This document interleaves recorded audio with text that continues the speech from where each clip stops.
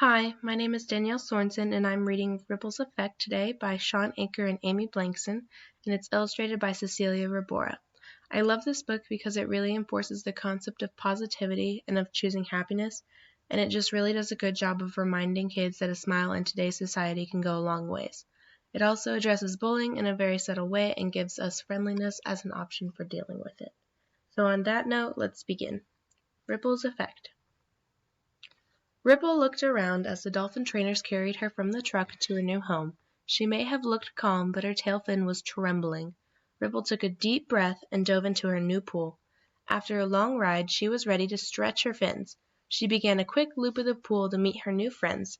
There were sea turtles, tropical fish, penguins, otters, and sharks! Ripple darted away fast as she could and hid behind a large coral reef. What were sharks doing in the pool? Carefully, Ripple peered around the edge of the coral to get a better look. "Code blue! Code blue!" shouted a blowfish nearby, puffing up in self-defense. Ripple's heart was pounding as one of the sharks swam in her direction. The shark swam slowly and deliberately, hissing loudly and deliberately as he breathed in and out. The fish in his path bolted away.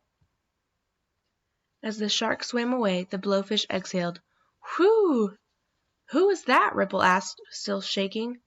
"That's Snark, the biggest, meanest shark you can imagine. I've heard he's eaten entire tanks of fish when he wasn't even hungry," the blowfish sputtered nervously. "My name is Bob. What's yours?" "I'm Ripple. Pleased to meet you. Hey, you want to play?" "Are you kidding?" a wide-eyed Bob asked. "We can't play. Do you see anyone in here playing? You'll get eaten alive." Ripple saw that Bob was right. The penguins stayed ashore, frozen on their rocks. The otters only dipped in the water to clean off. The sea turtle spent half his time pretending to be an empty shell. Even the young fish went straight to school and came right home. Frustrated, Ripple floated to the surface to blow off some steam. How could anyone live like this? "I'm not going to let that shark stop me." Ripple defiantly blew a bubble into the water and swam right through it. She blew another and then another, popping bubbles as though they were party balloons. Soon, Ripple was spinning and twirling through the tank. She was having so much fun that she didn't feel the water become really still. As she burst her biggest bubble, she turned around and found herself, beak to snout, with Snark! "Hey there, Pimple," Snark sneered at Ripple. "Who gave you permission to play like that in my tank? I could snap you with my teeth." I didn't know. I mean, nobody told me that it was your tank," Ripple spluttered. "I just love to have fun." "Fun? Don't let it happen again, Dimfin," Snark growled, poking Ripple clumsily in the ribs, "or there will be consequences." He turned slowly, then whipped his tail fin around, reeling Ripple backwards. Stunned, Ripple sank back against the tank walls and let the tears fall from her eyes. Though no one could tell she was crying in the water, all of her pep was gone. "Ripple! Ripple! Come here!"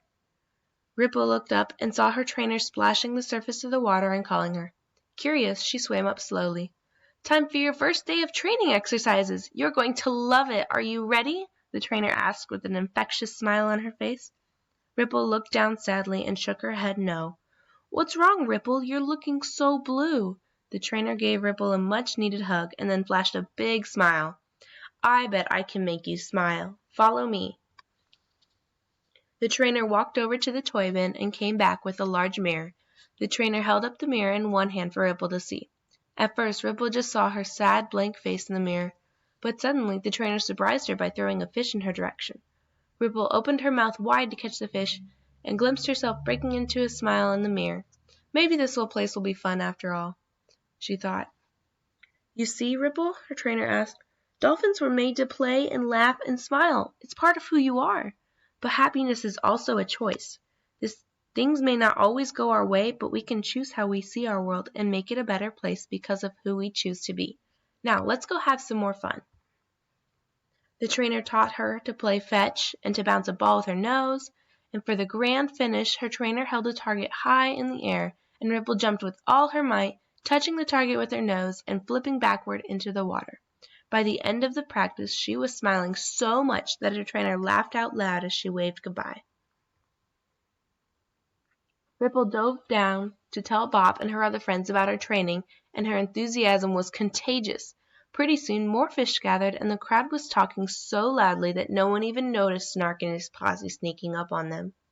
"What's this?" Snark roared, ready to lunge at the giggling dolphin. "I thought I warned you about having fun, Bubble Brain. What's all this laughing about?" "We're having fun," Ripple squeaked. From the corner of the tank, a group of preschool fish broke out in rowdy laughter. Ripple didn't even try to wipe the smile off her face. Snark's beady eyes narrowed. He was ready to lunge. "Psst! Excuse me," one of Snark's friends whispered from behind him. "Boss, why did they get to have all the fun?"